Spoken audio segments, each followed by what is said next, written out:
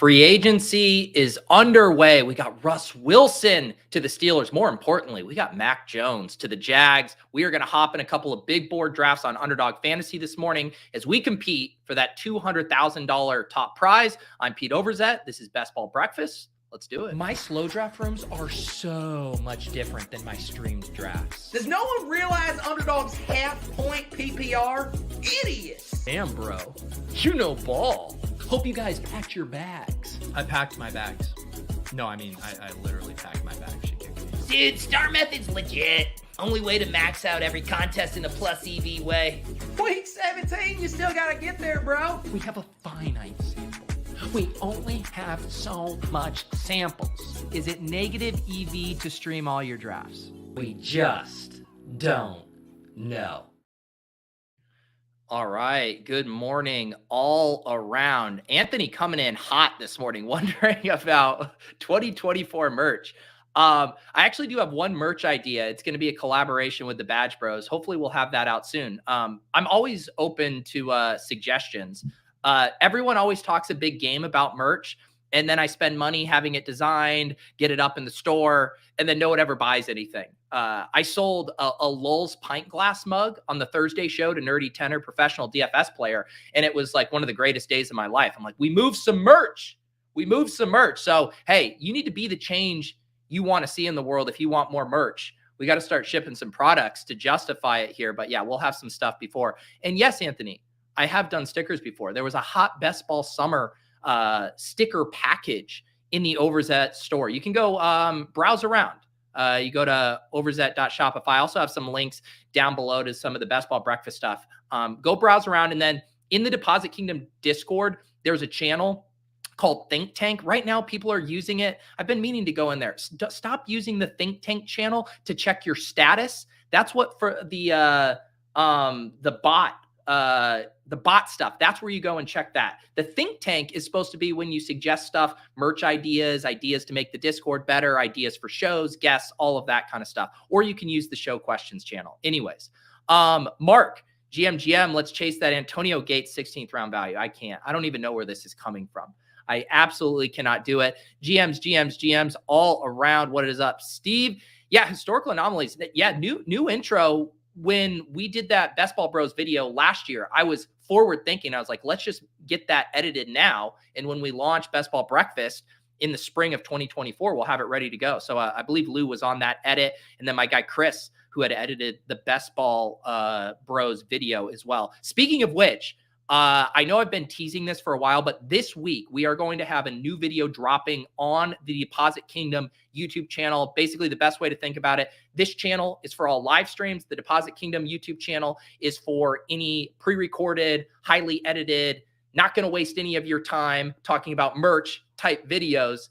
And it's about scrolling down, how to think about it through the lens of dailies, and now also these season-long best ball drafts. Spent a lot of time on it, talked to a lot of sharps about it, and I think there's some legitimately actionable things you guys are going to be applying that you can apply to your best ball drafts this year. So make sure you guys are subscribed over there. I think you're going to be very pleased and have some fodder to think about as you head into your drafts. Black coffee in best ball. Yes. Speaking of Kevin, it is time for me to pour some black coffee on this Monday morning. Cheers to all of you. Cheers to me on enjoying some caffeine.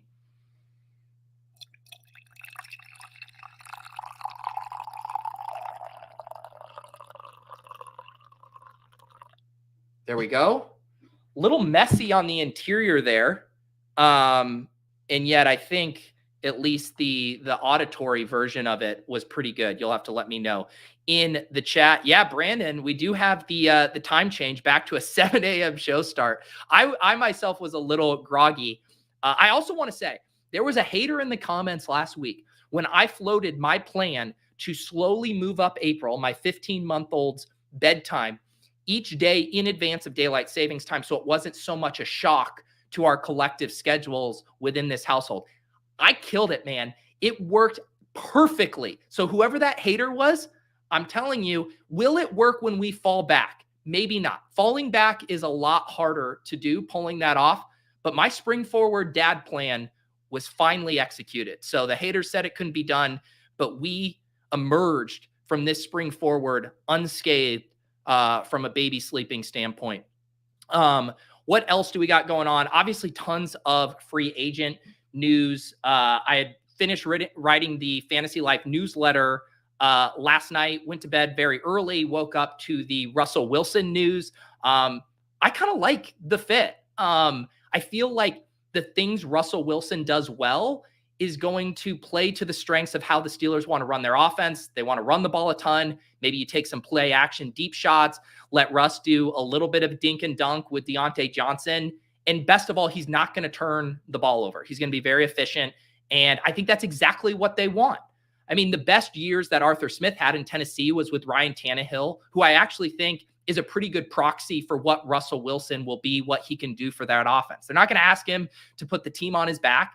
They're just going to ask him to play ball control, don't make mistakes, get some play action, deep shots to Deontay Johnson. I do think it's not like a massive boost for the entire team, as far as their fantasy prospects. I don't think they're like rocketing up draft boards, but I do think it's a fairly positive sign for all of those guys. So yeah, I'm excited about that. As far as the other news, we obviously had the Jerry Jeudy trade, which I think is going to be fun when we hop in these drafts this morning to see where these guys are now going. My guy Marvin Mims firmly back on the radar, as is Tim Patrick. We'll have to see if Courtland Sutton still remains on the team here throughout the offseason, because the initial rumors were the Broncos wanted to move both of those guys, with Jeudy being the more likely of the two to get traded. Obviously, Jeudy gets traded to the Browns, and now Courtland Sutton, who posted a GIF on his Twitter doing the Fresh Prince of Bel-Air looking around the empty room, which is kind of a diss there to Marvin Mims and Tim Patrick. It's like, hey, buddy, there's still some people with you there. All right. Bindle says Russ seems like a good move for George Pickens.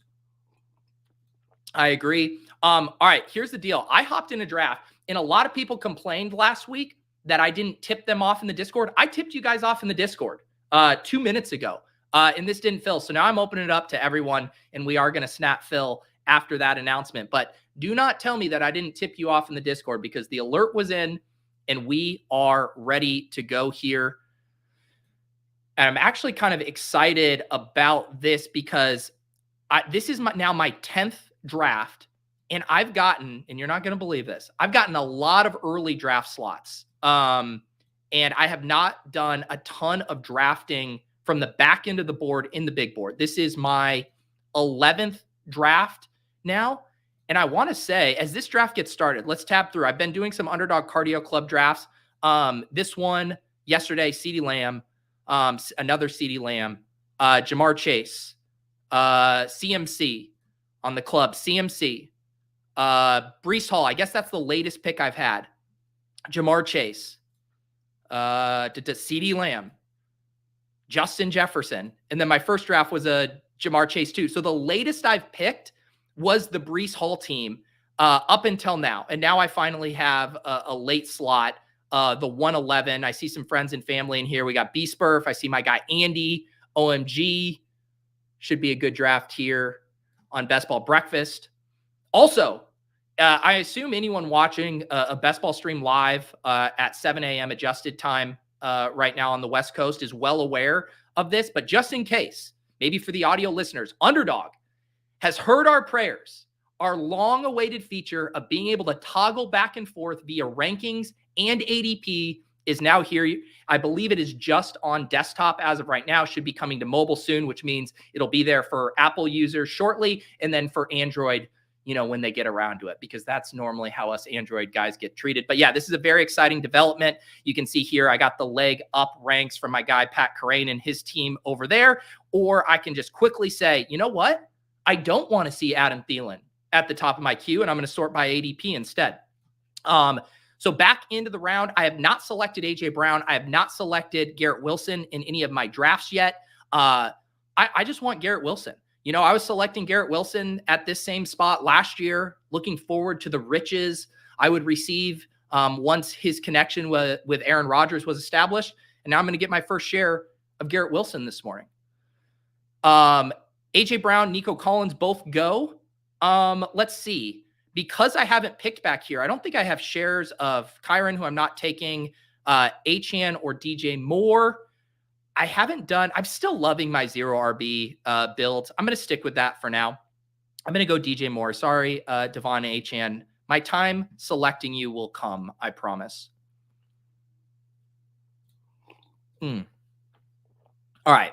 That was a lot to cover there in the first few minutes of this draft. Let me get all my ducks in a row. Why is it doing that? There we go. Yeah, the crowd is going wild. Oh, some of you are learning about this for the first time. I guess I have to remember that not all of us are criminally online, but I believe Underdog announced this. Was this Friday? But yeah, very exciting feature there. Also, did I just see tweeted from the Underdog NFL account? This is breaking news from Schefter. Tee Higgins is requesting a trade from the Bengals. I don't know how much leverage he's going to have, but just interesting that he is not happy with this tag situation. The franchise tag is meant to keep him in long-term talks going, but Higgins camp had no such talks before the tag was administered. Now a trade request. Yeah, so I guess Tee Higgins is saying it's just the Bengals playing lip service, saying we're interested in a long-term extension. The actions speak louder than words. They actually haven't reached out to try to talk long-term extension. That will be interesting.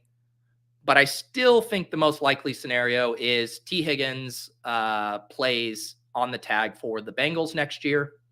But we shall see. What is up, ATH? My first time getting into a draft with you. Congratulations. We are here every Monday morning at 10 a.m. Eastern. And then I'll draft on various other shows throughout the week. I'm going to see if we can get my ship chasing guys into a draft on Thursday. We returned to do ship chasing last week. Had a really good conversation. We were talking about free agency stuff, combine, the similarities and differences between best ball and dynasty, and how both of those games are exploding in tandem, maybe for completely different reasons. So yeah, check out Ship Chasing. That's a show I do with Ben Gretsch and Pat Carrain every Thursday night at 8:15 on Ship Chasing. If you like this show, you will definitely like Ship Chasing. All right, we're about to pick at the back end of the third round. We, of course, have started Garrett Wilson and DJ Moore. Let's take a look and see who is here. You can see Pat has a fairly aggressive rank on Jalen Hurts relative to ADP, his rank of 27, ADP of 34.8. We got Travis Kelce kicking around here, DK Metcalf. Lamar is very interesting. We'll see what Shock Trauma and Andy do. Andy starting with the double tap of running backs there. I am going to go ahead and take Neighbors here. As I've learned, if you go 5+ rounds, I discovered this last week. If you go 5+ rounds without selecting a rookie around here, the chat accuses you of committing a federal crime. So I'm going to go ahead and select Malik Neighbors here. And I think this is kind of the portion where I would like to grab a onesie position. I've just liked my builds a little bit more, knowing I have some of these rookie wide receivers I really like targeting in, say, rounds 9 through 12. So as much as I like the Keenan, Cup, Devontae, I think I am going to go ahead and grab Travis Kelce here. I have really liked my builds when I grab one of these top tight ends. I guess my only regrets when I sometimes take the Travis Kelce, Mark Andrews, Trey McBride, Laporta plunge is then you can get a pretty big value on, say, a guy like George Kittle. He's the one that I notice.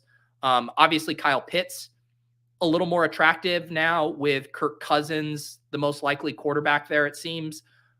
But just structurally, I like using a non-wide receiver pick here in the top 5 rounds, giving me a little bit more flexibility. And then again, I also don't mind going double elite tight end.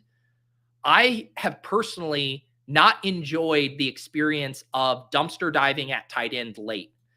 In a lot of ways, I kind of think of the tight end position as almost running back light, in that the more information we get when we understand these depth charts, which guys are actually going to be on the field, it's easier to kind of like take those flyers. Like one of the reasons everyone loved Hunter Henry so much last year was like, hey, we know he's going to be on the field. We know his role and he's really cheap.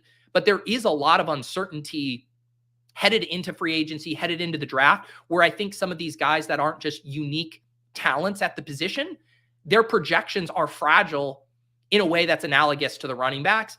And so kind of locking up, or I guess fully punting tight end has been kind of my preferred way to go.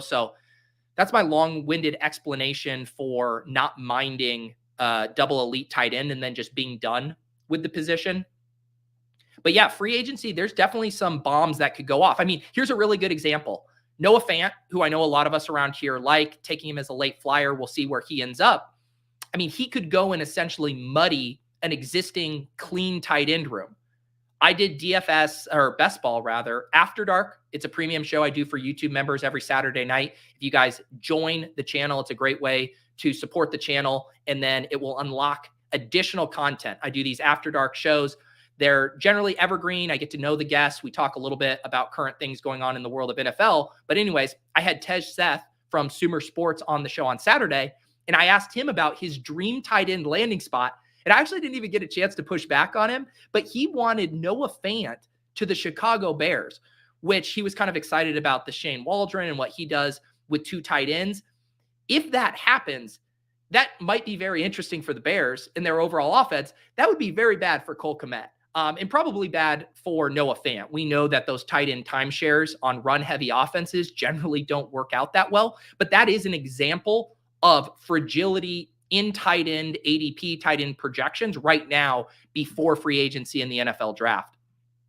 All right, we are on the clock here. I'm going to go ahead and grab Anthony Richardson. Like I said, I do not mind whatsoever going away from wide receiver in some of these, 4, 5, 6 rounds, just because of how many rookies I like late. So we're going to grab Anthony Richardson. And then, like I mentioned, you do have George Kittle kicking around here at the 5-6 turn. We'll see what Reed does here. But the squad through 5 rounds, Anthony Richardson, Garrett Wilson, DJ Moore, Malik Neighbors, and Travis Kelce. So now I'm kind of in that spot where I have to decide. Probably going to select one of these 3 at the top of the queue: George Kittle, Aaron Jones, DeAndre Hopkins. By ADP, you know what? I'm going to go ahead. I'll grab a running back. I'll be a dirty, as my friend Chris Spags would say, a dirty running back piggy here in the 6th round. And I'll select Aaron Jones as kind of a modified anchor there in the 6th. Certainly like DeAndre Hopkins, but I have enjoyed these more balanced builds, because running back is another position where I found myself getting shut out a little bit and then having to scramble with a ton of kind of late round thinner bets. But yeah, I like the cut of this roster's jib so far. Anthony Richardson at quarterback, Aaron Jones at running back, Garrett Wilson, DJ Moore, Malik Neighbors at wide receiver, and then Travis Kelce at tight end. Always servicing the audio listeners. If you guys can't catch these streams live, or you're not around to watch on YouTube, I do post the audio of these to the In a Vacuum podcast feed. I also post the audio from my shows with the Badge Bros on Wednesdays. That show is also streamed on YouTube, called Off and On the Clock, but I like to get the audio up there for you audio listeners. Look at this. This is what happens here. Miles, Pete, this is Gas Bro, and then GA shaming me for my olds with Travis Kelce and Aaron Jones. That's just what happens. Aaron Jones, Copper says, is the king of the 0 RB build. And I feel like has he been priced that way for it's at least 3 straight years, right? That would be a really fascinating thing. Like, outside of the top guys, who has had the tightest band on their ADP, redraft ADP, over the course of like a 3 or 4 year span? Because even Travis Kelce, right? Like, first round pick. Well, now he's going in the 4th and 5th round. Aaron Jones might have one of the tighter bands of ADP across a 3 year span. Hello, Andy. Didn't even realize I was in your draft. Wow. Matt, I talked about this at the top of the show. It's not too often that I have to say, wind back to the top of the show to hear how my sleep prep with April heading into daylight savings time went. But yes, you can wind back. I won't belabor that story again here. Yeah, JSN going in the same spot, but that's a 2-year span. I mean, he's only been in the league for 2 years. Aaron Jones is a veteran who we've kind of, and it's funny, right? Because I mean, last year, does anyone know off the top of their head what Aaron Jones's advance rate was last year? I'm just curious in that he really came on late at the end, but wasn't super expensive. He had to have had a neutral at worst advance rate, which I think indicates that there's still meat on the bone for him to really crush this ADP. I mean, he was a revelation down the stretch and in the playoffs. I mean, those games, playoff games, which we don't get fantasy points for in the season long, obviously, but against the Cowboys and against the Niners, I mean, just a full-blown workhorse in a way that I don't think sentiment normally gave him credit for. All right. We now see a ton of green and a ton of purple on our board here. Let's see. I don't think I want to take a quarterback here. I could potentially take Jordan Love. I think I'm going to take a running back. We'll go ahead and we'll take Jaylen Warren to start here. We'll see what Reed does. I'm kind of thinking from a quarterback standpoint. I already have Anthony Richardson, and I have some interesting backdoor stacking options, right? Aaron Rodgers has been very cheap. I can stack him with Garrett Wilson. I can connect the dots and select Caleb Williams to pair with DJ Moore. I guess we could try to Galbrain a little bit where Neighbors is going to go, but that's a little bit of a moving target. So that's why I'm struggling with taking the Jordan Love, because I can pair him with Aaron Rodgers. Or sorry, why do I keep saying Aaron Rodgers? Aaron Jones, and then grab guys like Wicks or whoever later, Tucker Kraft. But I think from a draft capital standpoint, I'd prefer to grab another wide receiver here. I'm going to reach ahead of the ADP. I'm going to grab the top wide receiver and take Josh Downs, a guy I like here. And then I also get that stacking benefit with Anthony Richardson. Definitely ahead of ADP, but I don't think Josh Downs is coming back to pick 107. I get the stacking boost, and he's also just a player I like. Fits that archetype of second-year wide receivers who flashed efficiency. We didn't even get to see him in a full year with Anthony Richardson. I think Josh Downs could certainly pay off this ADP here.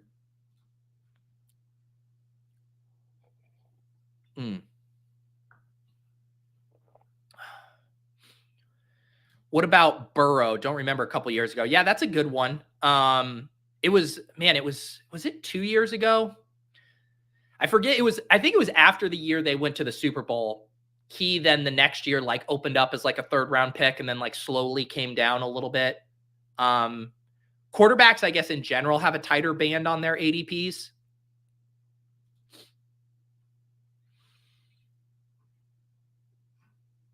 Knox is mad that I sniped him on Warren.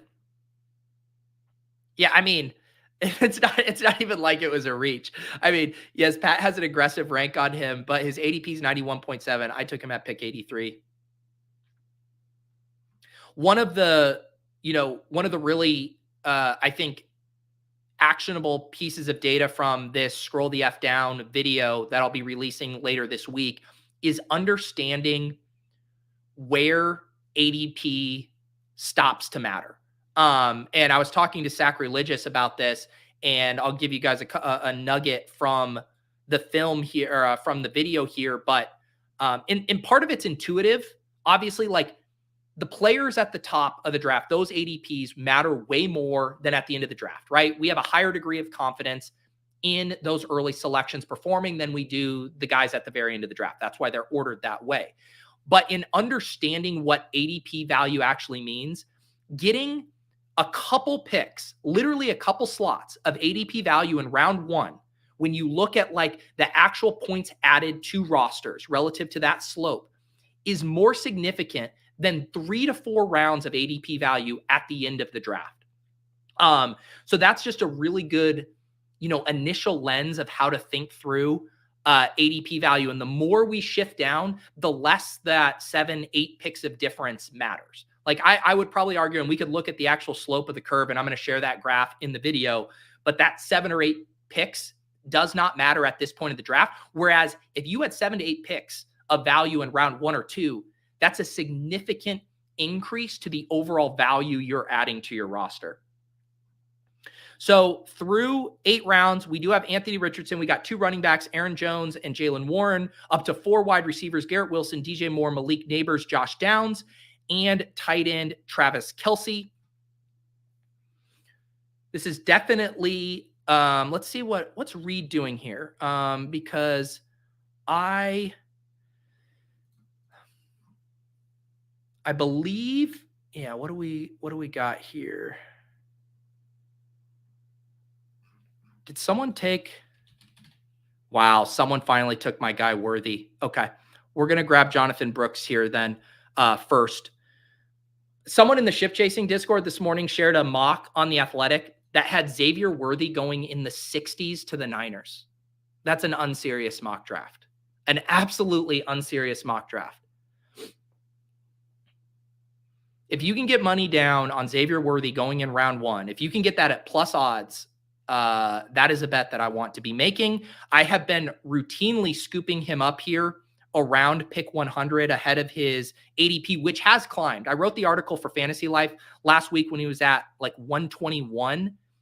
And now he is, I believe he was 114 when I drafted yesterday. What's he at now? 113.9. So we're getting closer and closer to what's probably efficient around pick 100. That's just my personal ballparking relative to where these first round wide receivers traditionally go, but certainly meat on the bone here. So Benson goes right after I take Brooks. I think what I am going to do here, because I still don't mind necessarily being in a 3 quarterback build, I'm going to go ahead and take Caleb Williams. I mean, Herbert's actually a pretty extreme value here, but I am going to lean into the stacking here with DJ Moore. Spent my early second round pick on him. We'll get him stacked up with the rookie, help balance out my old selections of Aaron Jones and Travis Kelce. So Anthony Richardson, Caleb Williams at quarterback, Aaron Jones, Jaylen Warren in the rookie, Jonathan Brooks at running back, 4 wide receivers, Garrett Wilson, DJ Moore, Malik Neighbors, and Josh Downs, and Travis Kelce at tight end. Let's do a quick recap of where some of these other rookies have gone. Troy Franklin, AD Mitchell go at the 8-9 turn there. And then Xavier Worthy snap comes off the board right after at pick 98. Let's see where Brian Thomas went here. Brian Thomas Jr. Went at pick 63. JSN, I did want to talk about this. JSN goes to pick OMG at 66. I self-identify as a JSN slappy. I still like JSN. I still believe in JSN. And yet, purely from a market-based standpoint, we have to acknowledge that his ADP, it was baking in a decent amount of opportunity opening up from Tyler Lockett being a cut candidate. Like, that's the only way to justify that ADP of 65. So over the weekend, we get the news that Tyler Lockett is not, in fact, a cut candidate. He restructured his contract and now remains on the Seattle Seahawks. So even if we are projecting a year 2 leap from Jackson Smith and Jigba, even if we are projecting more inspired usage that's not directly at the line of scrimmage, I think we still have to acknowledge that he is at best the wide receiver 2, more likely a wide receiver 2A, wide receiver 2B with Tyler Lockett on a run first offense. That is a concern when you're taking a player at that ADP. And I am one of the, I don't know if I would call myself a founding member, but I am a card-carrying regular attendee of the JSN Truther meetings. And even I think we need to see a bit of an ADP adjustment to JSN right now. He goes at pick 66. I guess the counter is, hey, Pete, after JSN comes off the board, it is a pretty big tier gap. Like Christian Watson has been that one dude just floating in this round 7 range, kind of on an island ADP wise for wide receivers. If you want to make that argument, but I just do feel like he needs to be dropping more into this 7th and 8th round range at this point. I do not think I have selected JSN once yet. Let me go check. Let's make sure I'm not talking out of school. You can see some of my exposures here. Trey McBride, Tank Dell, Dylan Loube near the top. Have I taken Jackson? Yeah, no Jackson Smith and Jigba shares yet this year. Pains me. It pains me.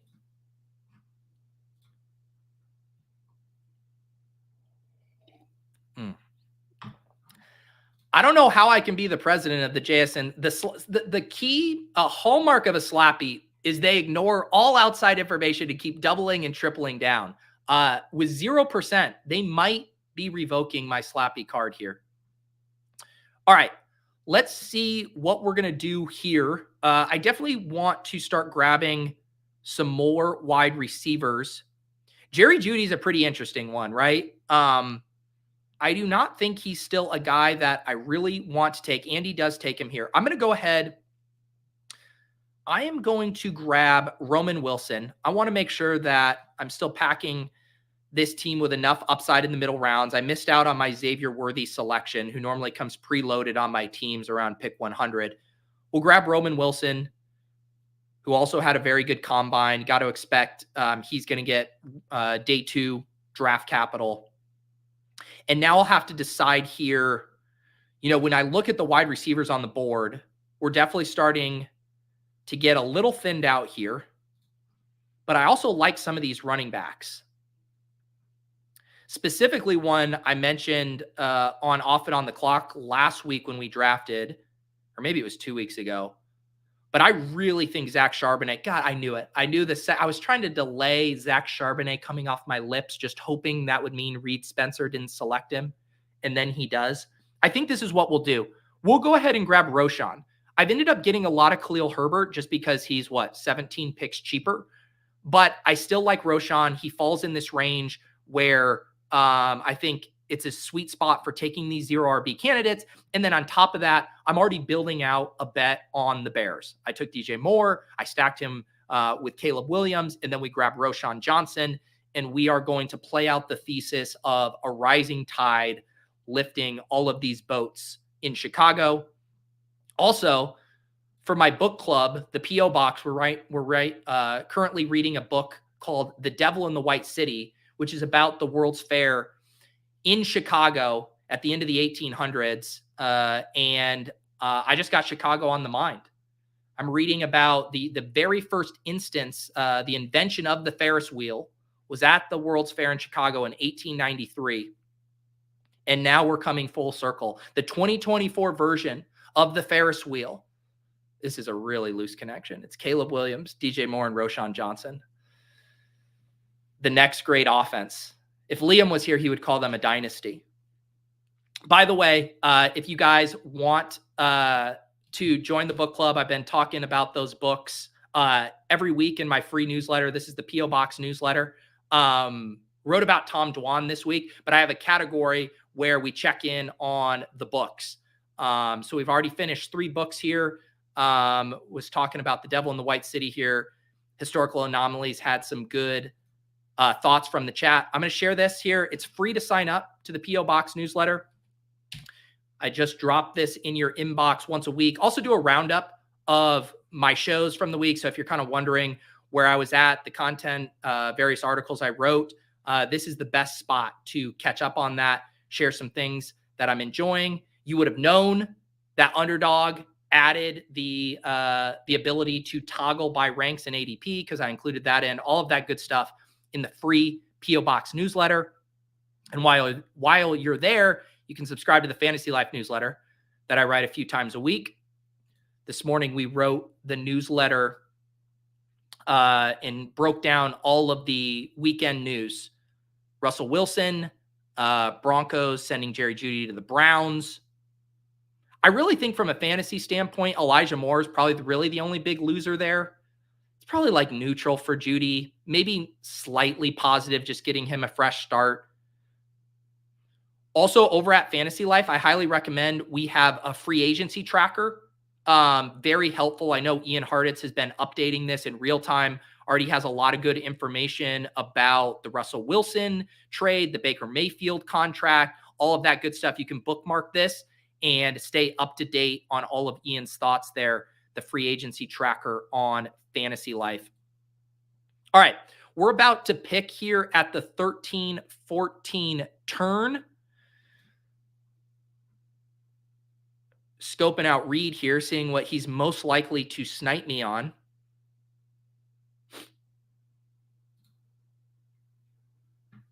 I believe, let's see. I do kind of like, I don't think, famous last words, I don't think Reed is going to take Aaron Rodgers, and I don't have to force the issue on a third quarterback yet. I'm going to go ahead and take Marshawn Lloyd. I got some rookie fever. He was probably one of the other kind of big winners coming out of the combine outside of, say, Trey Benson and Jalen Wright at the running back position. Get a little bit more upside. Reed double taps a buck stack with Baker and Cade Otton. Do I lock up the QB3? I mean, Rodgers has been a guy that's really, really slid. I guess I'm wrestling with the fact, do I need to force the issue with Richardson, Caleb this early? Round 14, I feel like there's enough wide receiver flyers. This might be a mistake from just like a draft capital allocation standpoint, but I'm going to grab Rodgers. I'm going to lock up that stack to Garrett Wilson. You know, when I spend that 11th round pick or 11th overall pick on Garrett Wilson, I'm obviously needing Aaron Rodgers in this offense to be healthy for him to kind of reach his ceiling outcome and really pay off that ADP. So we are going to complete the loop. We now have Anthony Richardson stacked with Josh Downs. We have Caleb Williams stacked with Roshan Johnson and DJ Moore. We have Aaron Rodgers stacked with Garrett Wilson. And then our running backs, Aaron Jones, Jalen Warren, Jonathan Brooks, and Marshawn Lloyd. So we got some rookie upside there. Our other wide receivers that we haven't mentioned, a couple of rookies, Malik Neighbors and Roman Wilson. And then we still have Travis Kelce holding things down at tight end. So I like the squad. In general, I'm just constantly thinking about the sliding scale of where I've allocated draft capital to the position. And you see a bunch of the wide receivers snap come off the board there. I probably should have tried to push it with Rodgers. I probably should have tried to push it, grab another wide receiver there. It is what it is. See, what happens when you do hundreds of drafts is you start to like, if I lose Aaron Rodgers, who cares? I'll just do another draft. I'm still at the portion of the offseason where I've only done 10 drafts. And so I'm still like, got to get my guys, got to get my stack. Won't be able to go about my day without my Aaron Rodgers stack. No, Pete, don't think like that.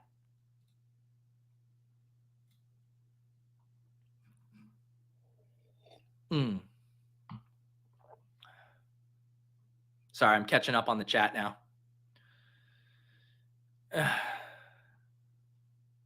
You guys read way too fast for me. I'm a Luddite. I can't keep up. I'm honestly not a fast reader. The hack for me has been reading before bed. Ever since, I think I'm going on 2+ months now, do not take my phone up to bed with me. I leave my phone at my desk down here, and I just read before bed until my eyes cannot stay open anymore. And then I'll read a little bit in the morning too, depending on how April's doing. And that's really the only times I'm reading. Sometimes on the weekends, I'll steal an extra 20 to 30 minutes here to read. But it is amazing if you just read for 30 minutes at night, you can cover ground. And that's basically what I'm doing. I'm averaging about 2 books a month, just reading 30 to 40 minutes at night before bed. So do not sell yourself short, Brandon. You can get there. Yes, I'm running a second draft. We'll be doing 2 drafts here on Best Ball Breakfast. In the future, we might even be doing more. But for now, 2 drafts on Mondays. And we're about to pick at the 15-16 turn. We are going to have to start selecting another tight end here. We are done with quarterback, so I'm just going to tab off a quarterback here on the screen. I'm going to get some more rookie wide receiver upside. This is just so cruel, seeing my 2 former loves, Treylon Burks, Rashad Bateman, and Jermaine Burton sandwiched in between him. Let's grab Jermaine Burton here. I think we still have a decent amount of flexibility with tight end. Travis Kelce gives us a pretty wide moat for pushing tight end 2. I'm just scoping this out to see how I want to play this. I still really like Keaton Mitchell. It sounds like everything's okay with his return timeline. I'm going to go ahead and grab another Keaton because this, to me, is where running back really starts to dry up. Of course, you got my guy Dylan Lowe, but I mean, it gets very thinned out here quickly. So this gets us to 6 running backs. We might take one more flyer, but most likely we can probably be good at running back. This is the running back room. Aaron Jones, Jaylen Warren, Jonathan Brooks, Roschon Johnson, Marshawn Lloyd, Keaton Mitchell. I think that is a dare I say, cromulent running back room for a 0 RB build with Aaron Jones holding it down. Spent 2 top 85 picks on it. Got a couple upside rookies, a second-year guy in Roschon, another second-year guy coming back from injury in Keaton. Decent amount of upside there. I think that's probably sufficient.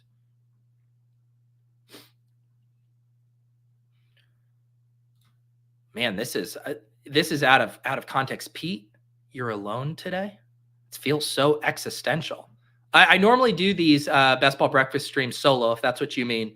But yeah, and I do plan, again, as we get rolling, I got to get my sea legs, get in the rhythm, but we got some fun plans for Best Ball Breakfast as the off season progresses with more streaming. But yes, as of today, as of right now, I am alone. You just can't win with these guys. Always roasting your AARP stacks. Rodgers, Jones, and Kelce. I've taken like 4 rookies. How many rookies do I have? No. Caleb 1, Jonathan Brooks 2, Marshawn Lloyd 3, Malik Neighbors 4, Roman Wilson 5, Jermaine Burton 6. I have taken 6 rookies. Over a third of my selections have been diaper dandies. And I'm still getting roasted for an AARP stack. You really can't win with these guys. Note to streamers, you cannot win with these best ball chat rats. You cannot win. They will always find a way to call your team old and dusty.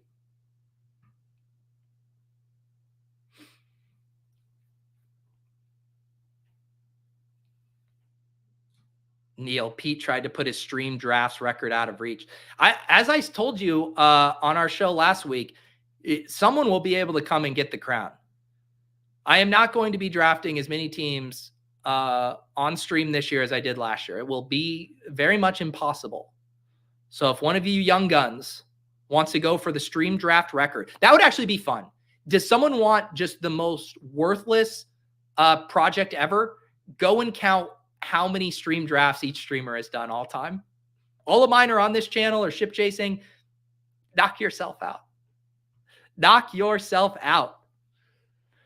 All right, man. Some of my fun wide receiver targets gone. I was hoping Jalen Hyatt would be around. I'll go ahead and grab Chig. I'm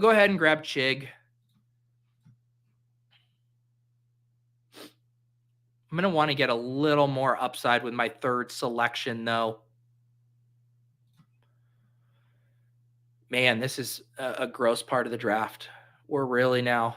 This is why this is a good example of why it's nice to leave a quarterback selection in the chamber. This is where I wish I would have said, bye, Aaron Rodgers, taking a wide receiver there. Then you got Daniel Jones, Bryce Young, Will Levis, JJ McCarthy. You know what? I'm gonna do a guy that Tej called out on Best Ball After Dark on Saturday night. He talked about this kid, Ben Sanot. Someone will correct me in the chat. He gives me a little tight end upside here along with Kelce and Chig. But I asked him who one of his kind of favorite off the radar sleepers were, who could have an impact in year 1 for fantasy. And he floated Ben there. So we'll double tap tight end to round out our room. We got 2 more selections, and we're probably just going to take some deep wide receiver flyers here. Here's the squad through 18 rounds. Anthony Richardson, Caleb Williams, Aaron Rodgers at quarterback. Running backs, Aaron Jones, Jaylen Warren, Jonathan Brooks, Roschon Johnson, Marshawn Lloyd, Keaton Mitchell. Wide receiver, Garrett Wilson, DJ Moore, Malik Neighbors, Josh Downs, Roman Wilson, Jermaine Burton. Tight end, Travis Kelce, Chig Okonkwo, and Ben Sanot.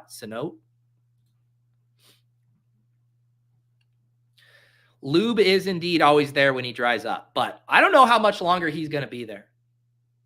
Because did you guys see? I now follow Dylan on Twitter. It's kind of one of my peace offerings. Dylan really shoved me in a locker because the first time I Google imaged him, I said, he's looking at these weights that he can't even lift up. And then this dude is like top, percentile for bench press at the position. He posted a video of him doing his bench press reps at the combine over the weekend. Dude's an absolute beast. I took the L on Dylan. I took the L on trying to fade Dylan. It was a quick pivot. We realized the error of our ways. Dylan is the truth. And yeah, checking out my exposure. What's my exposure on Dylan here? Yeah, see, he's my most drafted running back. 50% of my drafts come preloaded with Dylan Laube.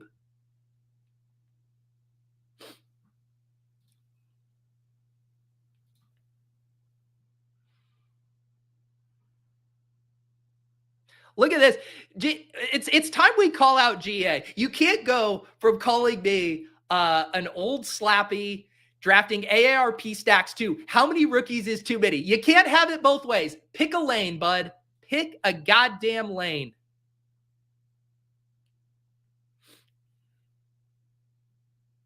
I should do that. Hoosier says, when are the scholastic prizes being announced? How many books do I need to read to get the entire class of pizza party? Did you guys used to do that?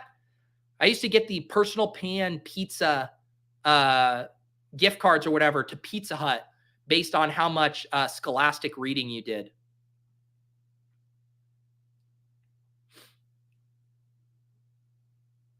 Spags has already done the math. Even streaming 5 times a week, one draft from Big Board open on, I'd have to do multiple marathon days to beat you. It will happen, though. It happens to everyone. All records are meant to be broken. Dude, Bindles, as someone who did a draft on the rowing machine yesterday, I miss 18-round drafts as well. When you're doing an Underdog Cardio Club rowing draft, though, you feel those 2 extra rounds. Those 2 extra rounds hurt.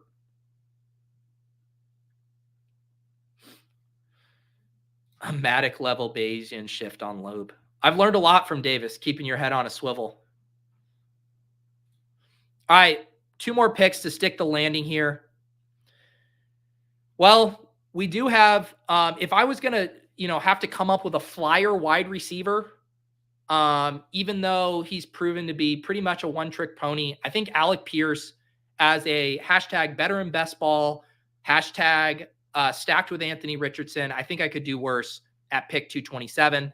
So we'll add Alec Pierce there.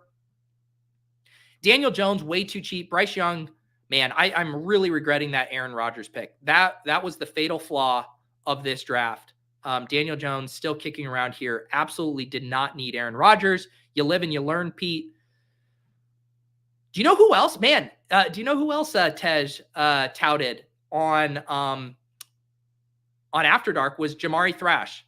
Talk amongst yourselves now about how many rookies are too many, because I just drafted Jamari Thrash to close this one out. We finish with a 3-6-8-3 build here.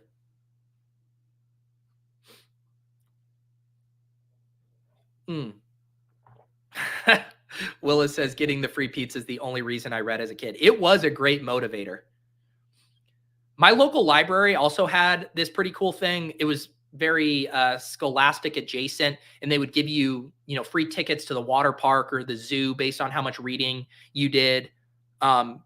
It's funny how that works. Like, all jokes aside, it's almost like gamifying things makes it easier to build healthy and good habits. Shout out Underdog Cardio Club. It's one of the reasons, too, I'm holding myself accountable. I mentioned when I talked about trying to build my reading habit this year, I was trying to pull every lever, holding myself publicly accountable. I said I was going to give away $1,500 for every book short of 15 books I was. Also doing it in a communal fashion with other people joining in, making it more fun and interesting. Like, some of these things are hard to do, whether it's healthy eating, whether it's exercise, whatever kind of positive habit you're trying to build, they're not easy, right? It's not easy to build those. So having rewards having public accountability, doing them with other people. We got to make it easier on ourselves. How do you row and draft? Very good question. So I have a chair that I set next to it, and I have one of these little I don't even know what you would call it, phone holder things. So I put it up there. I row and row when it's my pick. I take a break. I swipe. I row until it's my pick. Same way I do the Stairmaster. You march. It's your turn to pick. You swipe. You march. Follow me for more tutorials on how to exercise and draft at the same time. You exercise until it's time to draft, at which point you draft. When you're done drafting, you start exercising again. All right.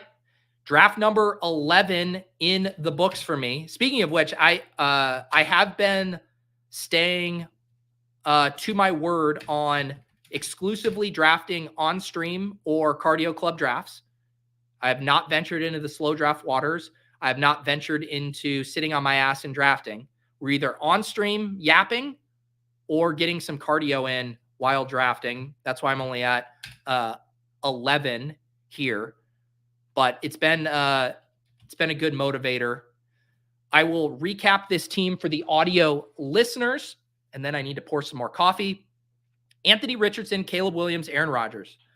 Running backs, Aaron Jones, Jalen Warren, Jonathan Brooks, Roshan Johnson, Marshawn Lloyd, Keaton Mitchell. Wide receivers, Garrett Wilson, DJ Moore, Malik Neighbors, Josh Downs, Roman Wilson, Jermaine Burton, Alec Pierce, Jamari Thrash. Tight end, Travis Kelce, Chigakonkwo, Ben Sinote.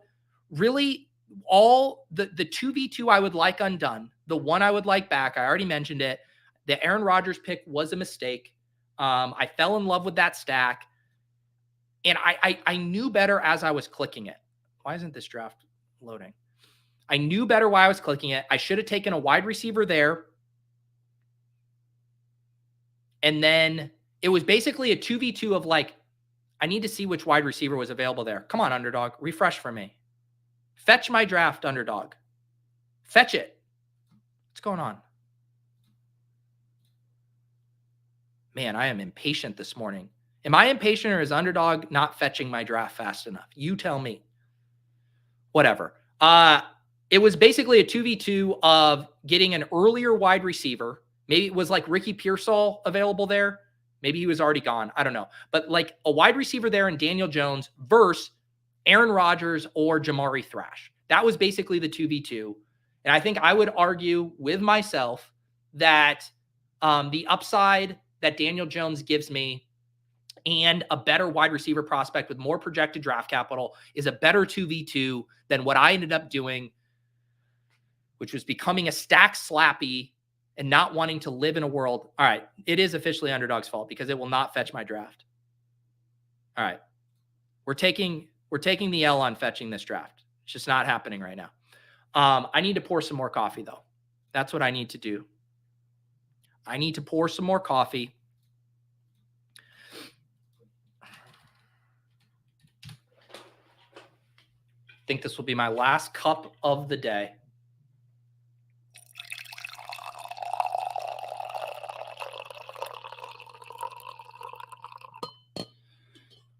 All right.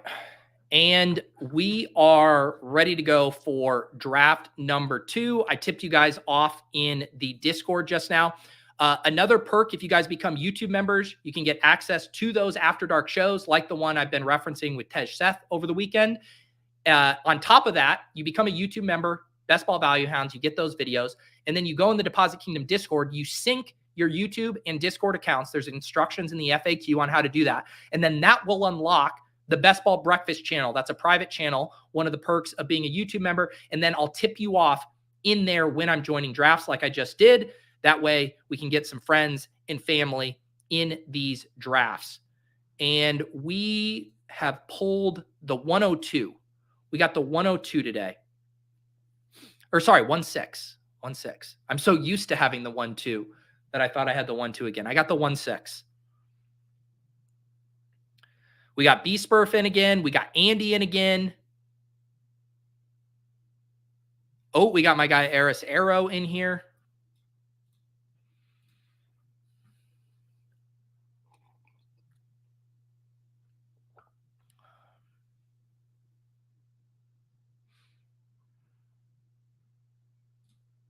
Sammy, you guys are nuts. I do agree, Sammy. It's hard to argue with that. Okay. Thank you, Miles. I appreciate you guys. I was going to forget. We will bring out the Ducks for the second draft. There you go.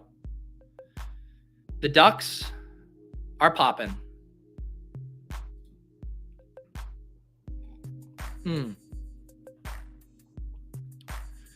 The Ducks have been popped out. Quack, quack. Wow. So Breece Hall goes 1-3. Here I thought, I was like, you know what? I'm going to get my first share of Amon-Ra St. Brown. Have not, fallen in that range. But I'm going to just keep loading up on Ja'Marr Chase. If I'm going to get one pick of ADP value here, you don't normally see Chase fall to 1-6 because Breece Hall normally goes after him. I do want to get some Amon-Ra St. Brown naturally, but I'm not going to pass up on him for Ja'Marr Chase. Definitely getting a little bit of micro shifts in ADP here. Bijan goes ahead of Amon-Ra, or is that actually by ADP? I guess I can get thrown off by the ranks. No, Bijan ADP of 7.8, St. Brown 7.1. So yeah, just a slight flip there.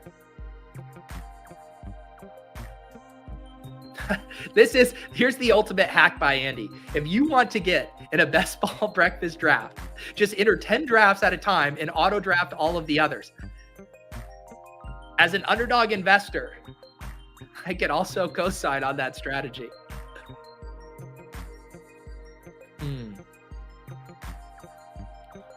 Quack, quack.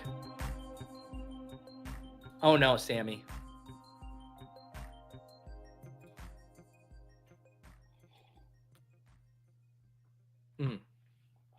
Time to push the plane. I do want to talk to, Andy said he's been autoing a lot of these. I am curious how some of those teams have been turning out. All right. What are we going to do here? Kyren Williams comes. I would just want to let everyone know. I would have swallowed my pride and selected Kyren Williams at pick 27.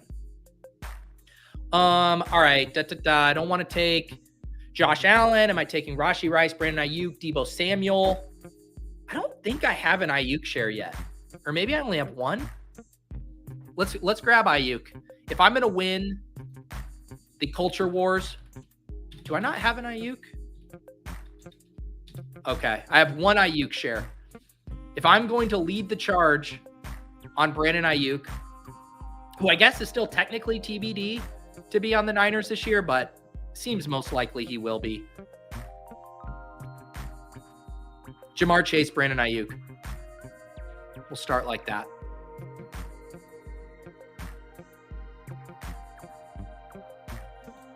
All right, Sammy says 17,000 subs. Almost 240 watching and only 35 likes. You must have a lot of moles in the room. I do love, that would be a hilarious implication. If you're like actually determined whether you are enjoying or wanting to watch the stream, and 200 people were hate watching the stream or liking it watching the stream solely for the reason to withhold their like. That would be a power move. But yes, if you do want to join Sammy in smashing the hell out of the like button and subscribing, we would very much appreciate it. Best Ball Breakfast every Monday, 10 a.m. Eastern. And yes, shout out to the West Coasters. I know that 10 a.m. Eastern is 7 a.m. Pacific, which feels like 6 a.m. Pacific today. You guys are the chat rats of the week. The early bird gets the stream. I'm on the clock again. All right, let's take some Jalen Waddle. Let's take some Jalen Waddle. I don't think I have much Jalen Waddle yet either. We start Ja'Marr Chase, Brandon Ayuk, Jalen Waddle.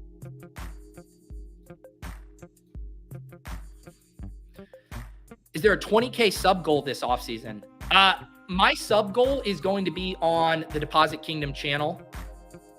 I had to earn every single goddamn subscriber on this channel last year. I was begging for subs. I was giving away money and just chipping away. I will do a giveaway for the Deposit Kingdom YouTube channel this year. We're at 2,000 subs. I'll call it right now. We'll do a couple ones there, but this is the channel that we're going to do giveaways for this year. So if you want to get it going, I'll soft launch a giveaway right now and say at 5K, we're at 2K now. At 5K, we'll do an initial giveaway for that channel.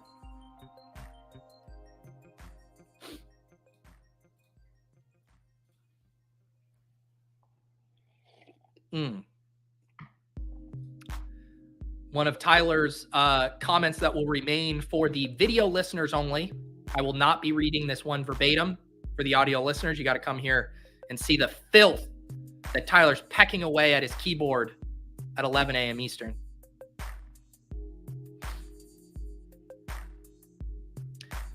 Man, that giveaway aged gracefully. It was what, 2 weeks ago? When my guy Sam Sherman said we could do some giveaways to commemorate my first stream, and we did hashtag Trey Benson. Then he ended up being one of the biggest risers post combine. That was nice.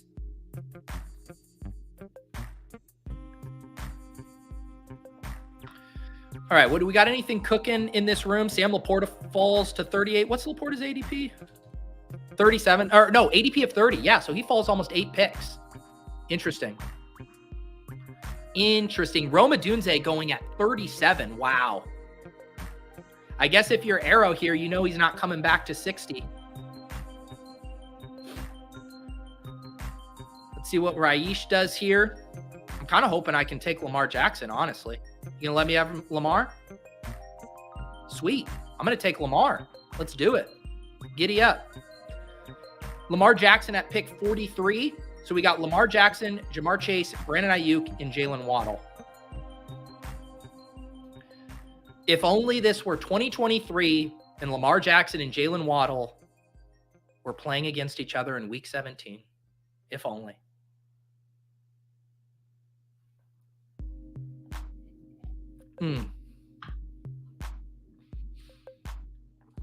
Don't worry, Chris. Chris says, you know what? Should we just hit it with the explicit stream? All right. As you got, okay, I hope this is worth it. I feel like we've had a clean stream so far. If I went to upload this audio to the In a Vacuum podcast feed and they asked me that question, was anything explicit said in this show? Yes or no? I would say no. It was a clean show. Did we call Dylan Laube? Yes, but overall a pretty clean show. It's no longer a clean show because Chris Diaz says this team fucks. Apologies to the kids. Apologies to the kids. I tried to withhold. I tried to hold out. I tried to keep this clean. I censored Tyler's post, but Chris Diaz says this team fucks. F-U-C-K-S. Just wait till I ruin it.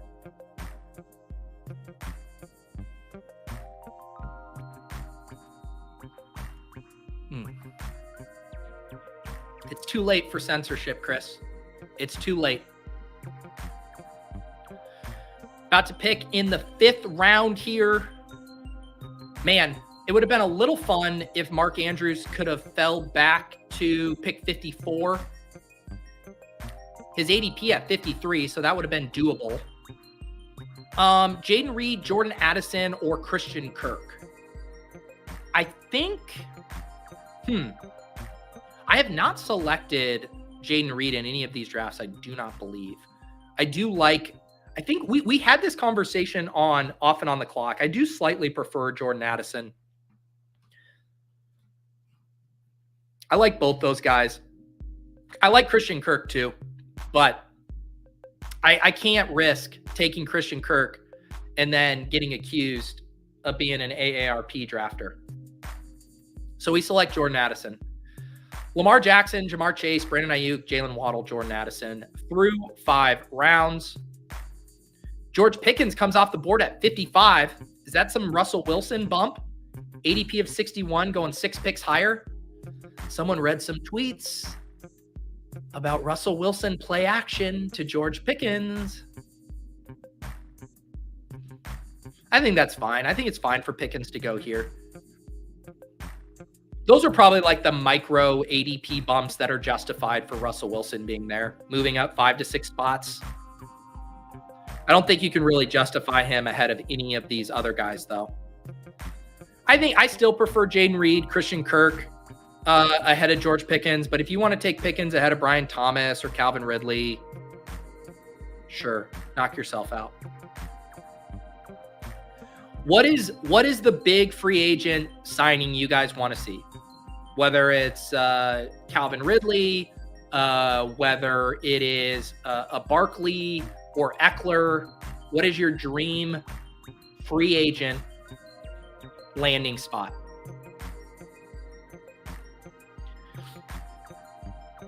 Paul says Reed not overpriced. I like Reed, but I do think relative to how this offense functions, he is slightly overpriced.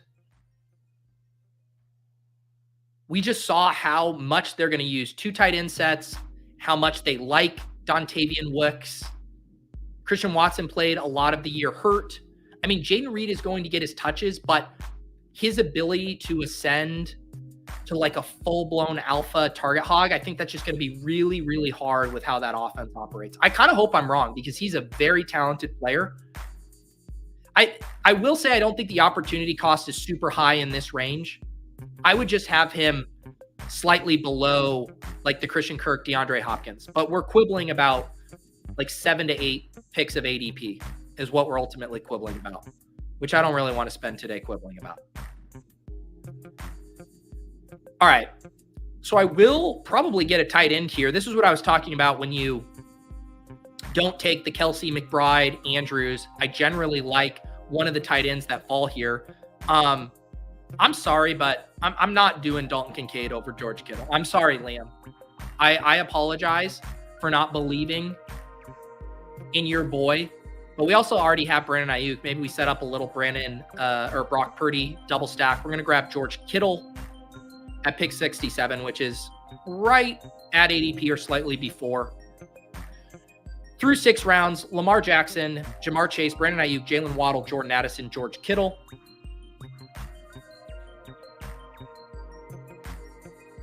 And we are off to the races. Is this breaking? You guys are saying Kirk to Atlanta, and then I have to check. What? It was just a Rossini. Cousins to test free agency will talk with the Falcons. This isn't official, right? Everybody relax. We would never propagate rumors on this show. All we do is spit cold hard facts.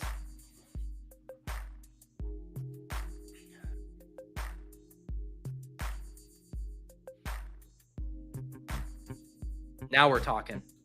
Pat, this is the only rumor I will indulge. Patrick Laird to the Chiefs. This is the only rumor that I will entertain. Otherwise, you guys better be coming into this chat with verifiable facts.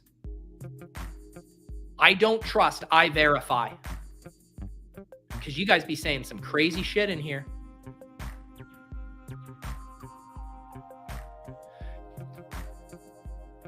We don't even know Minnesota QB right now. Reed over Addison. Addison is a much better player than Jayden Reed from his ability to, as a prospect, what we saw in year 1, we saw an immense ceiling. I'm not concerned about the quarterback. Early in these drafts, I want to do less. I want to bet on talent.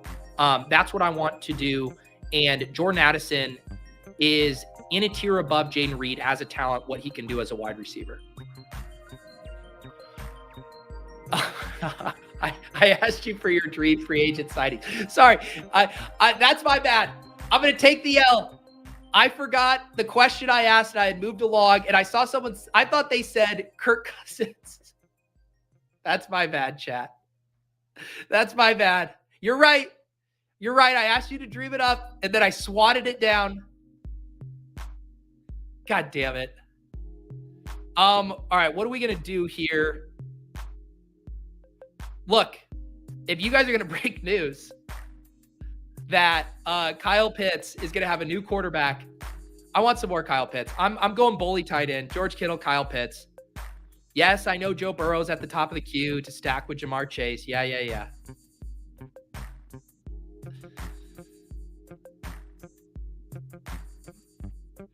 Thank you. I see Bindles gifted 5 memberships in the chat. Very generous, Bindles. I believe that's the second week he has done that. I need to pull it up because I can't see who got them. But if you guys are new and got your memberships, be sure to thank Bindles for that.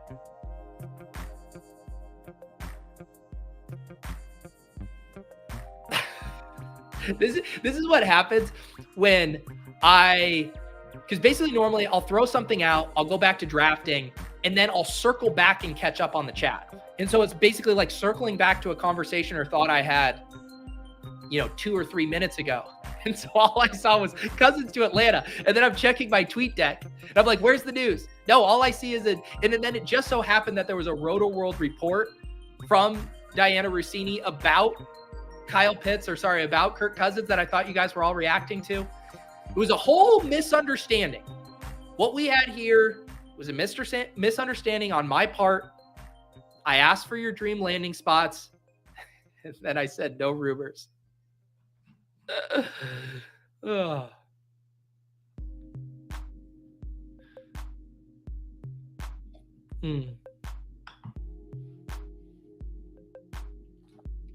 Now, here's some breaking news. Kirk Cousins exploring mega churches in Atlanta to attend. You like that? Thank you, Josh. Forgiveness. We all should be willing to practice more grace in our lives, especially when a streamer fucks up. Explicit.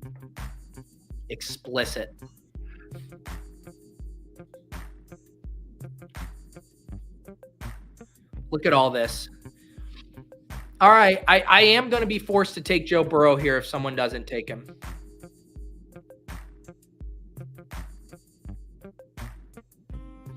All right, CFT took Joe Burrow. Thank you.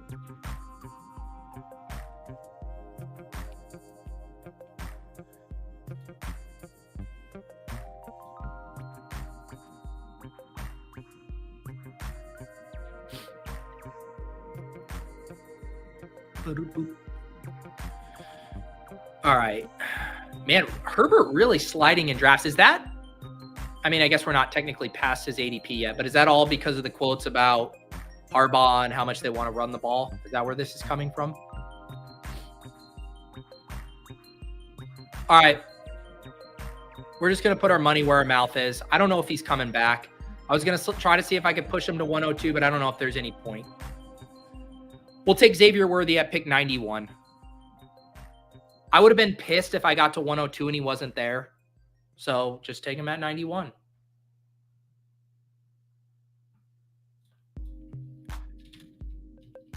No running back yet.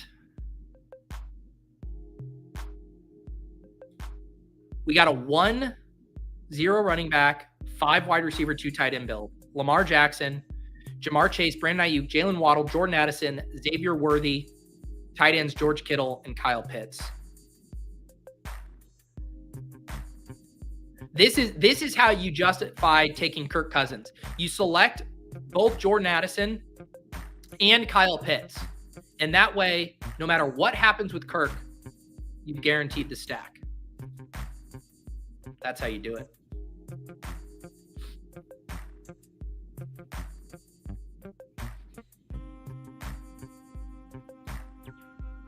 Keenan and Mike Williams cut and trade rumors. I refuse to believe that they would cut Keenan Allen. I could definitely see it with Mike Williams. Man, that team, if they cut Keenan Allen, like that passing game could go from like decent to bad very quickly. I mean, Keenan is the glue that holds that entire operation together. Imagine them just running out Mike Williams and Quentin Johnston. I assume they would draft somebody, but you'd have Mike Williams, Quentin Johnston, and a rookie. Oof. And John Harbaugh wanting to run the ball 400 times a game with like Blake Corum or something. God damn it. Who sniped me on Brock Purdy? What are you doing, L Sharp? Oh God, he's taking Deebo Samuel stacked with Brock Purdy. All right, fine.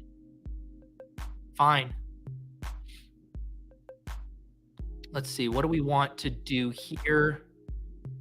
Ugh. Man. I really don't want to select Joe Mixon. I don't have to select Joe Mixon, right? I'm going to take Chase Brown. Take Chase Brown. We have Jamar Chase. Get a little running back with some upside here. I'm going to learn from my lesson last draft and push QB2 down the road a little bit more. But I am going to have other stacking candidates. I don't like Tua, though. I mean, Tua with Waddle. We still got the Kirk out later. We're going to push QB2. I'm holding myself to that. We are going to push QB2. Everyone say it with me together in the mirror. We are going to push QB2.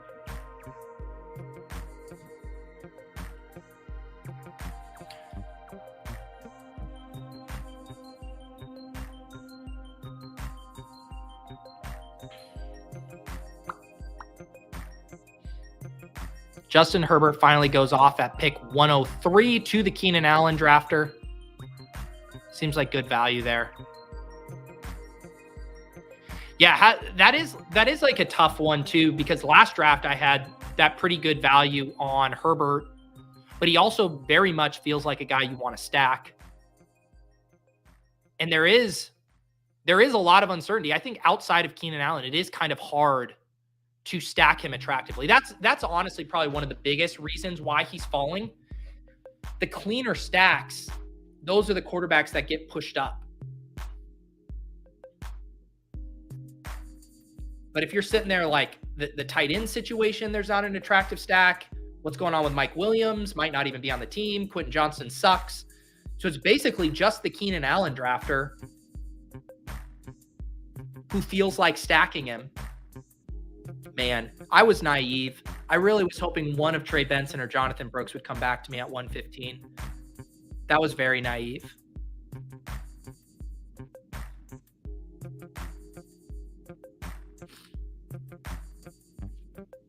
We're gonna draft a wide receiver here, though.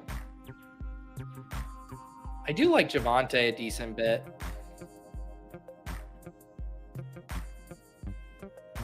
Man, I probably should take a running back, huh? This is where we're at. The year is 2024. It's March 11th. I'm deciding between Javonte Williams and Ladd McConkey. Oh my God. If you would have told me that 2 years ago, when we were drafting Javonte Williams in the second round, that I'd be deciding between him and Ladd McConkey right now. No, I refuse to give in quite yet. I'm taking Javonte Williams. Javonte Williams, ADP of 98.4. Take him at pick 115. The weakest of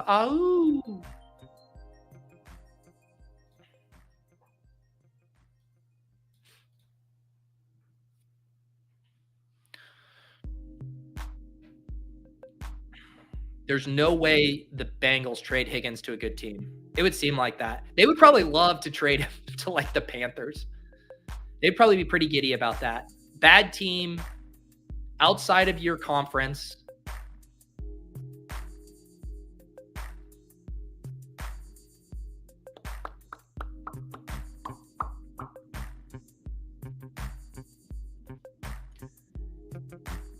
You know that the Panthers are ready to just back up the Brinks truck to try to salvage this Bryce Young fiasco. They are not going to go down without a fight saving face. They know that until they get some kind of competent season out of Bryce Young, they are forever going to wear the scarlet letter of not selecting CJ Stroud. Going and getting him a ton of wide receiver firepower is probably the first step to desperately trying to save face.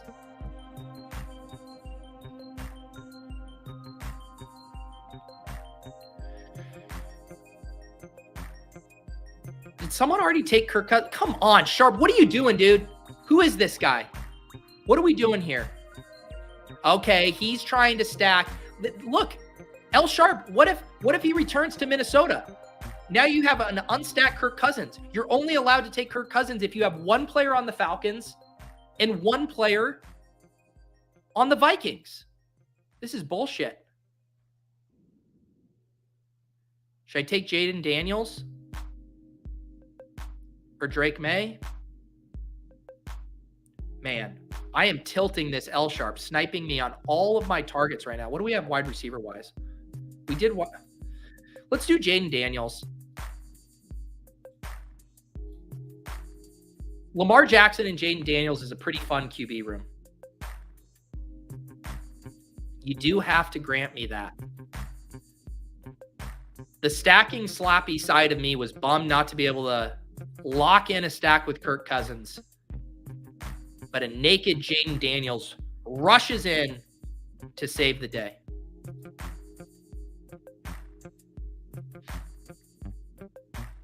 Is L Sharp in the chat?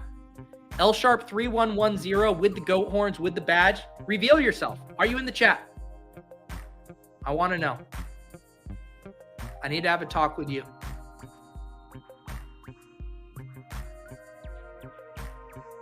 I want to have a talk with L Sharp.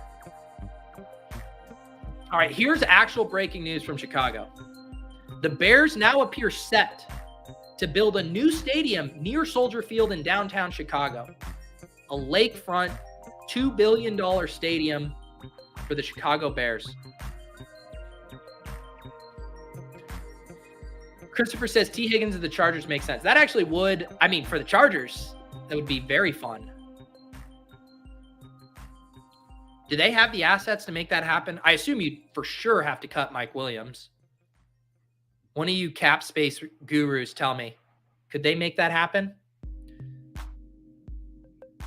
I see Sam Hoppen tweeting the Lions with their draft spot and salary cap available could be in the conversation for acquiring any of the tag and trade guys. And L'Jarius Sneed, Tee Higgins, or Brian Burns. Man, if the Lions got Tee Higgins, can you imagine that? I mean, if they did, they would they surpass the 49ers for the most talented skill position group? I don't think they would surpass them, but they would probably be number 2, right? If you're going Amon-Ra St. Brown, Tee Higgins, Sam Laporta, Jahmyr Gibbs, and David Montgomery.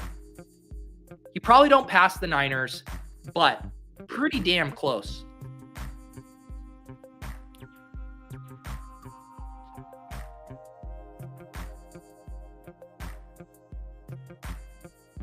Let me do it. Let me draft the guy who's on the cover. Let me do the thumbnail boy. Let me have some fun. Let me party like it's 2023. Come on, Raish, I mean. God damn it! Are you watching? Did you really have to do that? Whatever, I'm taking Jalen Wright. You might try to box me out of Trey Benson and Jonathan Brooks, but you're not boxing me out of Jalen Wright. What is Marvin Mims' ADP right now? Did he do that just to spite me? ADP of 155. God damn it, Raish. You know what you did. Are you in the chat?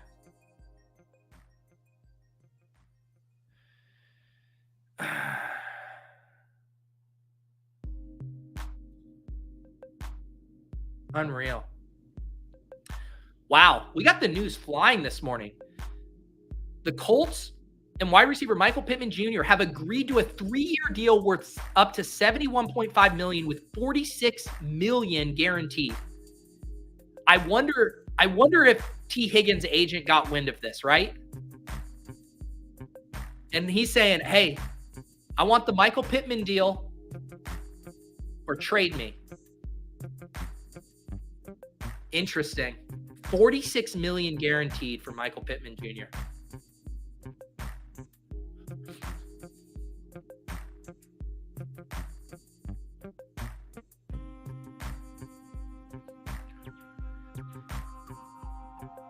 If you guys are looking for I don't know if the market is already adjusted. I'm also seeing the Raiders have been attempting to re-sign Josh Jacobs per sources, but this late in the game, he appears headed for the open market.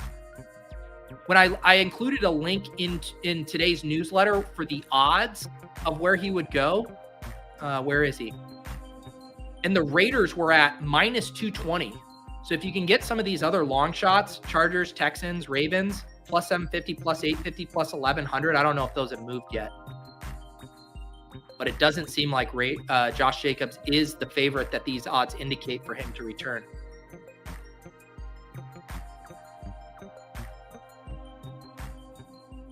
All right, we're about to pick in the 13th round. I might do a little hand cucking here at running back. They basically play a different position anyways. Let's see what ADP looks like. God damn it, Andy. Everyone's just goddamn sniping me today. Holy cow. I just noticed how buried Pat has Kendre Miller in the ranks. I wondered why I haven't been drafting any Kendre Miller. I'm going to stay strong, though. I'm going to stay strong. I'm going to draft Marshawn Lloyd. I don't mind Kendre at this price, but Marshawn Lloyd, I think, is probably a better upside proposition right now.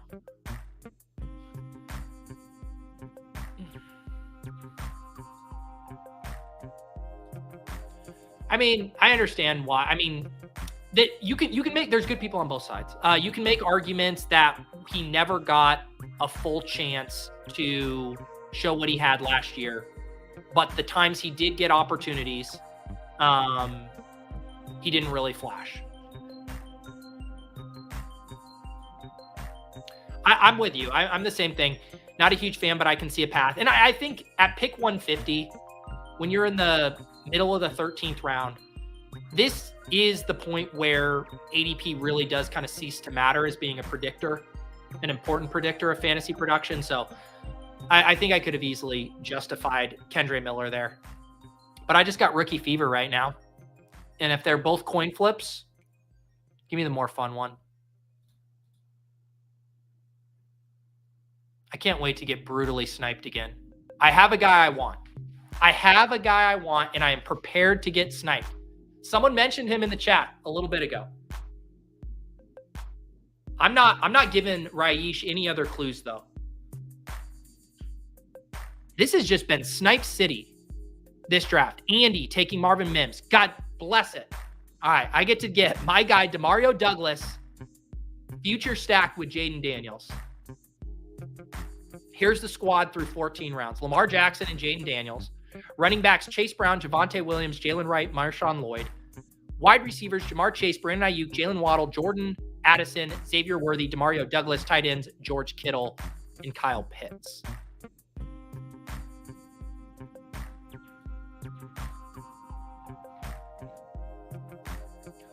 Kendrick Bourne and Demario Douglas don't play the same position.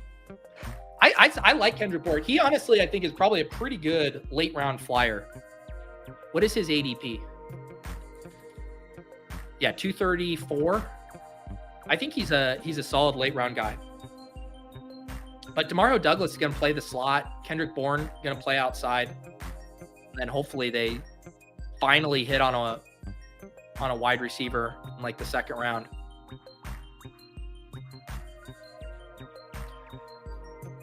ACLs don't matter anymore, man. These guys just come back. Modern medicine. It's beautiful.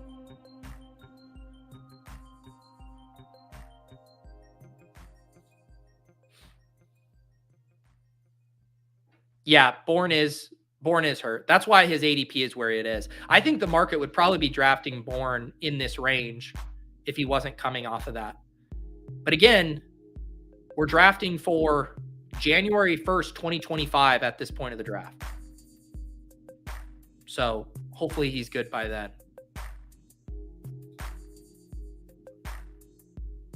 All right. This seems like a sweet spot to draft more running backs. I can make a case for either of these guys. Tyler Algier, I got the Kyle Pitts. We're in contingent running back territory. Or Eli Mitchell. We got my Niners bet. We'll just play the ADP game because I think both make sense. We'll go Algier here.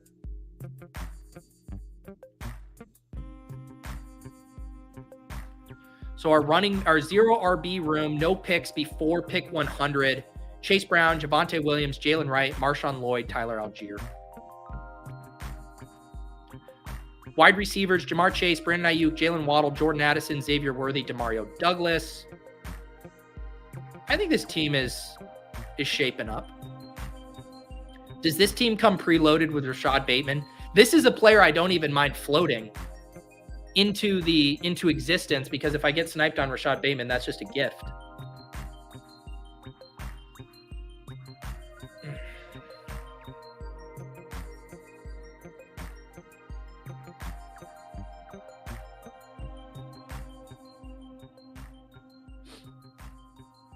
Now that's a stand.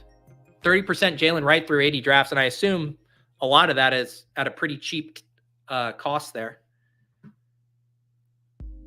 This might be the highest I've seen Malachi Corley go in a draft. Do people see Malachi Corley go in the 160s? What's his ADP? Oh, okay. 176. Maybe that isn't that crazy. I just feel like I haven't seen him up that high. Corley didn't even do anything at the combine, right? What's driving this Malachi Corley stream?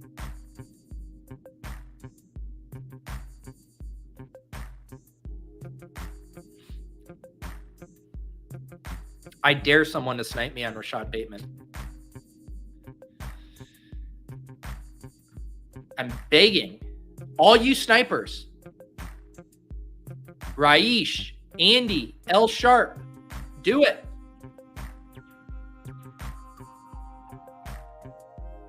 Oh, that'll do it. Corley is in DJ's top 50. Ah. Let's see here. Look. What do they say? A tiger can't change his stripes. A leopard can't change its spots. I beg someone to snipe me on Rashad Bateman. I'm stacking Lamar Jackson with Rashad Bateman. I'm a stack slappy. So we're at a 2-5-7-2 build with 4 more picks left. Here's a question for the chat. We're probably for sure drafting 2 more running backs in this 0 RB build. And then we have 2 other picks. I think one of them is probably a wide receiver, which leaves, that would get us to 2-7-8-2 in 2 more picks.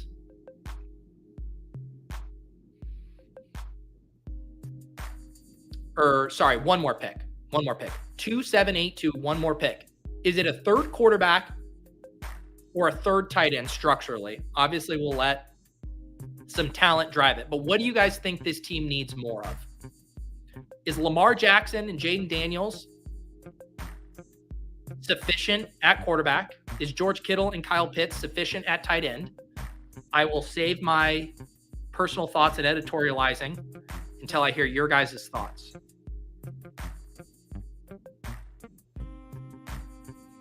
This is the new meta of scrolling down. You scroll so far down that you draft a player who isn't even in the player pool. Isaac Guerrero. Andrew says QB price is here really good. Yeah, that was kind of what I was discovering last draft when I was lamenting my Aaron Rodgers pick.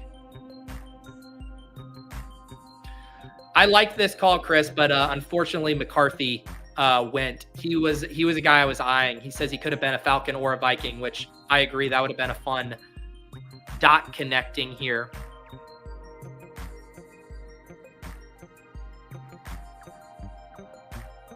Screw it. I am not going to leave this draft without my guy Dylan.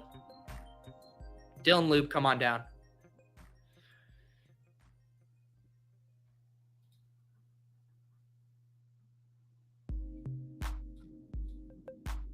This room was begging for my guy Dylan.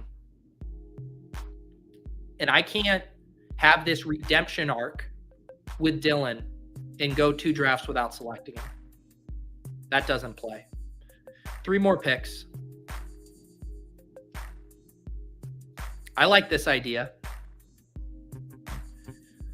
Anyone want to have a conversation with Rob You must be new here, Rob. The thing is, Rob, I kind of agree with you, but I would get laughed out of my own stream. I would get stoned and executed if I dared not to play the Ducks. I don't know if you're new, Rob, but there's a very long history of the Ducks being played during the second draft on this channel. And if you want to fight the good fight, Rob, feel free to deal with these guys, bud. Ooh, then if you've been here for 3 years, then you know what you're up against. Good luck, Rob. You should know better if you've been here this long. Thank you, Josh. I should expect better from you, Rob. I thought I was going to give you some slack if you were new, but I don't need to explain it then. There he is. Go, you guys go deal with Rob. Rob now getting invitations to box.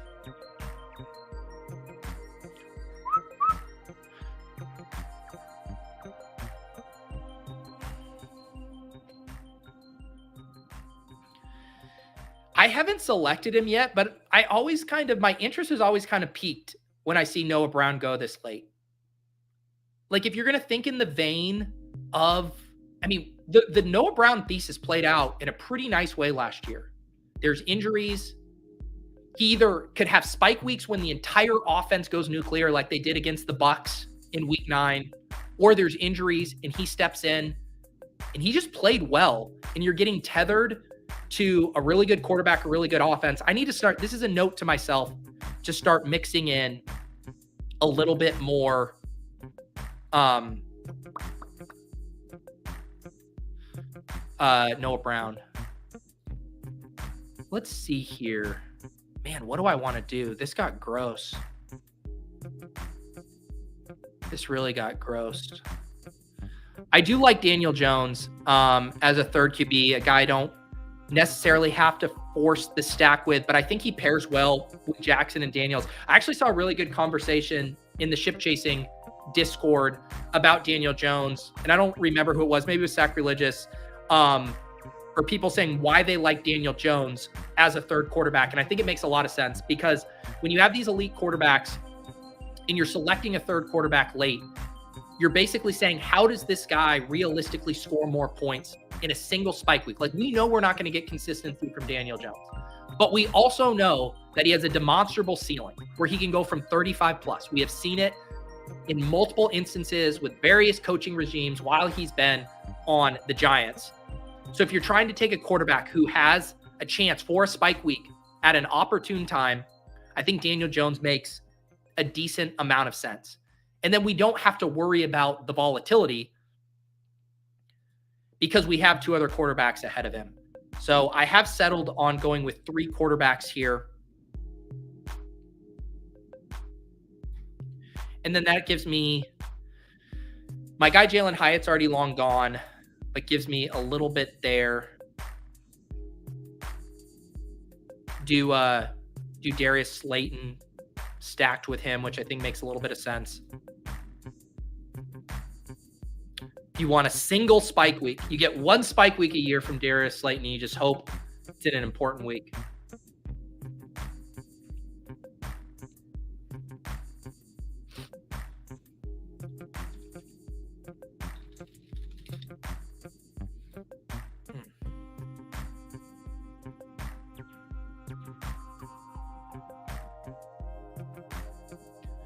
Odell Beckham or Nelson Aguilar? There's one for the chat. Someone floated Aguilar before. Pat has Odell higher in his ranks. I'll let the chat decide. Let me do an official poll. First I'm gonna select Darius Slayton, and then I'm gonna do an official poll. None of this straw man poll. I'm gonna do an official poll. Start a poll.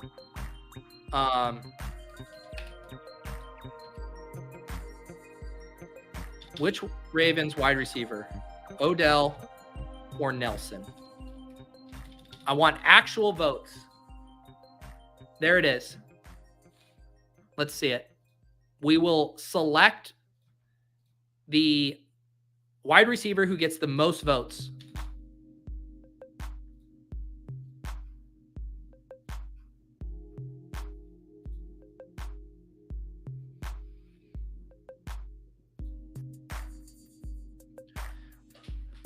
The votes are rolling in here on Best Ball Breakfast.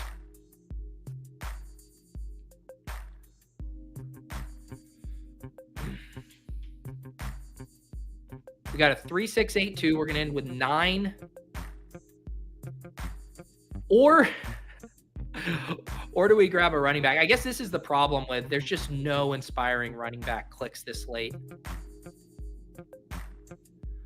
I think structurally you could make the case that this room's a little weak at running back. It's probably an understatement when you take your first running back at pick 102.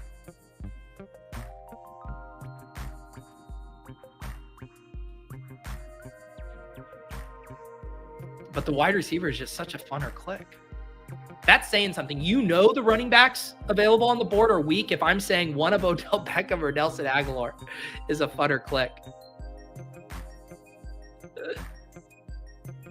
All right. Looks like the chat. Do you guys have a running back? I do think this team needs a running back more.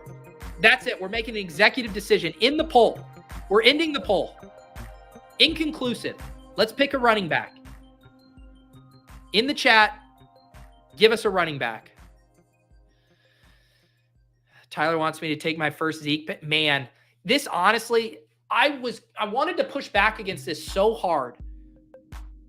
But we do have the Jayden Daniels, Demario Douglas. If someone can make a case, someone make a case for anyone other than Zeke. Otherwise, Zeke's coming on the team. My hands are up here until someone makes a better case.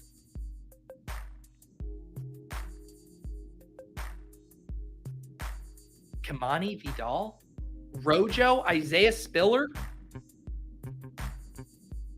Blake Watson. Oh, wow. Willis coming in hot with the Zeke. So's Miles. The only reason I'm doing this is because I'm envisioning a world where Jayden Daniels, that would be fun. If we could make Caleb Williams and Jayden Daniels one quarterback named Caleb Daniels. No, I'm envisioning a world where Jayden Daniels and Zeke are running the read option for the New England Patriots. Touchdowns are flowing in Foxborough. I can't believe I did it. I selected Ezekiel Elliott. I don't always draft old, dusty running backs, but when I do, it's because I already made a bet on the New England Patriots. All right. This draft is in the books. A 3-7-8-2 squad. Rob, because the draft is over, I'm going to kill feeding the ducks. This is what Rob wants. He's like, Pete, will you DJ a little more? This is what Rob needs in his life right now. He's like, will you throw on some shit that actually slaps, dude?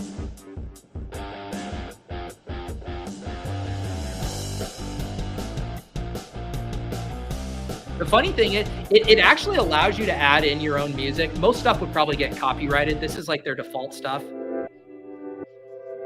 What did we do when we did the world's fastest slow draft? I believe I was playing this.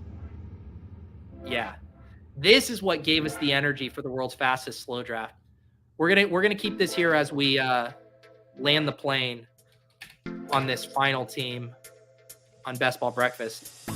This thing does get you pumped up, though. This is like Darude Sandstorm level amp levels.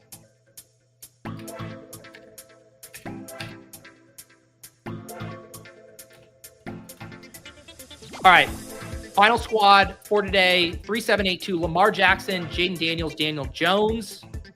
The running triumvirate at quarterback. Running backs, Chase Brown, Javonte Williams, Jalen Wright, Marshawn Lloyd, Tyler Algier, Dylan Loube, and redacted. Wide receiver, Jamar Chase, Brandon Ayuk, Jalen Waddle, Jordan Addison, Xavier Worthy, Demario Douglas, Rashad Bateman, and Darius Slayton. Tight ends, George Kittle and Kyle Pitts. I'm still not over some of those snipes. Some of those snipes tilted me. That's how you know we're back. I got tilted. Taking my Marvin Mims, taking my Kirk Cousins, even preventing me from doing a little backfield handcucking with Jaleel McLaughlin. Thank you guys for hanging out in the chat. If you guys want to follow me on Twitter, I'll let you know other shows this week. We'll probably be drafting on a couple of those throughout the week. You guys are the best. We'll be here every Monday morning. And like I said, make sure you guys are subscribed to the Deposit Kingdom YouTube channel. New video dropping later this week. Appreciate you.